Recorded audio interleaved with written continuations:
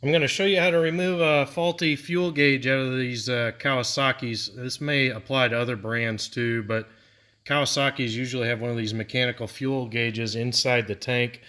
I've already removed the plastic cover that goes over the tank, and there's 3 tabs on this aluminum collar here that you have to pry out to get that collar off, and then this thing just pops out of there. Really easy thing to change out.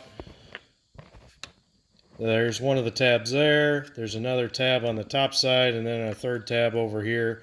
We work under there with a little pick and pop that tab out. It might take a little finagling to get it off of there, but just be gentle with it. You know, it's aluminum. It's going to bend easy. It's a thin piece. And then we'll lift that collar off, and I'll show you what it looks like. So we've got our collar off of there. You can see those tabs. I bent this up a little bit, but the kit will come with a new ring, but you might as well try and save this one in case for some reason you want to reuse this one. Now, there's a gasket on the bottom side of this. You can see this one's a little cracked, and unfortunately our new kit doesn't come with a new one of those, so we got to be gentle. We're going to use our pick again and gently work it underneath. Might be nice to lubricate it a little bit with a little oil so we can get it under there without damaging that O-ring, and then this thing will lift up.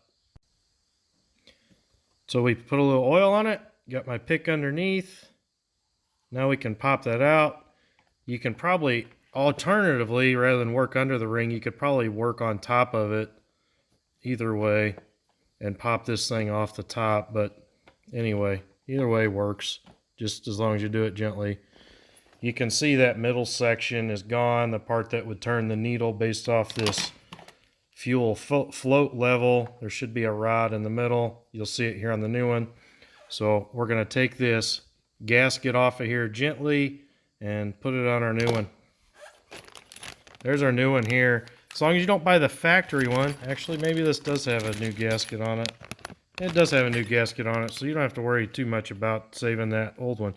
But these generic ones, they're like 10 or 12 bucks on eBay. So just don't buy the factory one. Factory ones are expensive, but you can buy these generic ones really cheap on eBay.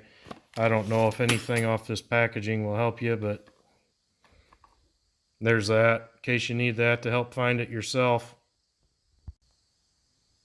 There's our new gauge.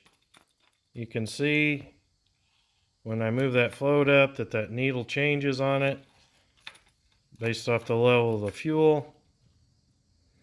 Probably a good idea to clean that out first. Maybe I'll clean that out first and drop it in, and I'll show you how easy it is to put the ring back on. Gauge is in.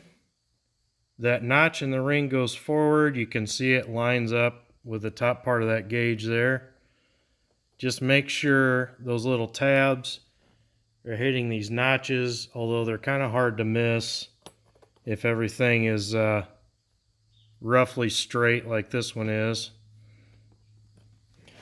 And then, you know, you could get a piece of wood and run it across there and kind of tap it gently with a hammer. Or a lot of times you can just push it down like that and the tabs have already engaged. It's that simple, guys. 10 bucks and you got a new fuel gauge. Thanks for watching.